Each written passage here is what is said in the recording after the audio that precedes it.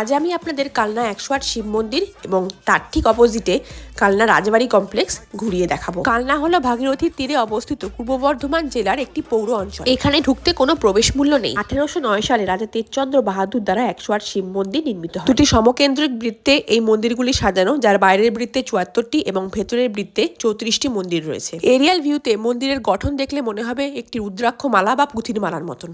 ভেতরের বৃত্তে সমস্ত শিবলিঙ্গগুলোই কিন্তু সাদা রয়েছে এবং বাইরের বৃত্তে একটি সাদা একটি কালো এইভাবে সুসজ্জিত রয়েছে। 108 শিব মন্দিরের ঠিক উল্টো দিকেই রয়েছে কালনা রাজবাড়ি কমপ্লেক্স। আমরা এখন এখানে প্রবেশ করব। এখানে ঢুকতেও কিন্তু কোনো প্রবেশ মূল্য নেই। আপনারা যদি ভিডিওগ্রাফি করতে চান তাহলে 25 টাকা করে টিকিট কাটতে হবে। রাজবাড়ি কমপ্লেক্সের ভেতরে ঢুকে আপনারা একসাথে 9টি মন্দির দেখতে পাবেন এবং সবগুলি কিন্তু টেরাকোঠার সূক্ষ্ম কাজ দিয়ে সজ্জিত। ডিটেলসে জানতে হলে ভিডিওর নিচে থাকা লিঙ্কে ক্লিক করে দেখে নিন এবং আরো নতুন নতুন জায়গার সন্ধান পেতে চ্যানেলটি সাবস্ক্রাইব করুন।